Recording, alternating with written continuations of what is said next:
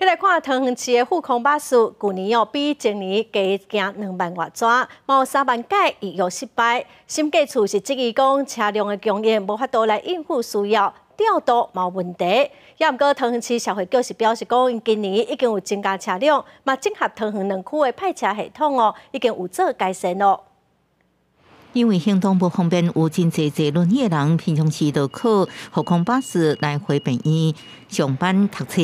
同时，复康巴士服务用有约制，去年比去年加将近2万座，有约失败人次也增加到将近3万座。而且，用无咧用的车有10万台，无达到汰换标准。审计处这期车的供应不够，调度不好，实际上连电话拢歹卡。 很多朋友陈情反映，富康巴士的电话很难拨通，所以他们会发动亲友团，同步多人打电话。政府在长照政策上要更多的同理，市府也必须持续的精进预约这个机制，民众预约的这个失败的次数增加，确实反映出我们预约机制需要再做调整哦。 桃园新村种的人数差不多9.2万人，中重度智障视障者是主要使用族群。目前登记会员8500人，常常使用是5600人。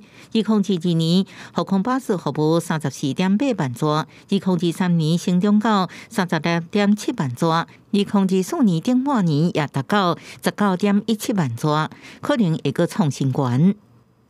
大概经常使用的这个人数，从前几年这个4000多人到5000多人，然后这个订车的这个数量跟那个趟次是不断的增加，每年大概平均都增加2万多趟次。 社会局表示，疫情登去了后，去年复康巴士需求比去年增加。